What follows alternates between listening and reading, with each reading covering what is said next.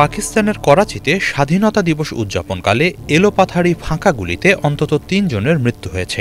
এছাড়া অন্তত ৬৪ জন আহত বলে জানিয়েছে কর্তৃপক্ষ। নিহতদের মাঝে ৮ বছর বয়সী এক শিশু ও এক প্রবীণ ব্যক্তিও রয়েছেন।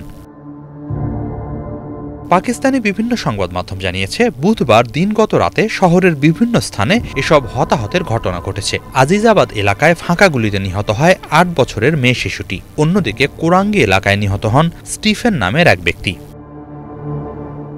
পুলিশ জানিয়েছে, করাচির Liaquatabad, Korangi, Lyari, Mehmoodabad, Akhtar colony, Keamari, Jackson, Orangi town, Paposhnagar, Sharifabad, Zaman town, উত্তর নাজিমাবাদ সহ বেশ কয়েকটি এলাকায় মানুষের গুলিবিদ্ধ হওয়ার খবর মিলেছে।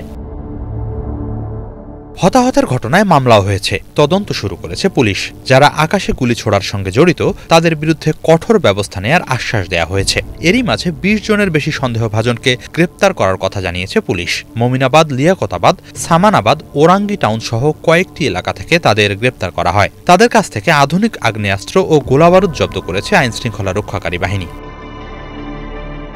প্রশাসন এই ধরনের কর্মকাণ্ডকে বেপরোয়া ও বিপজ্জনক বলে নিন্দা জানিয়েছে। নিরাপদ উপায়ে নাগরিকদের স্বাধীনতা দিবস উদযাপন করার আহ্বান জানিয়েছে তারা। স্বাধীনতা দিবস উদযাপন করতে গিয়ে করাচিতে হতাহত এবারই প্রথম নয়।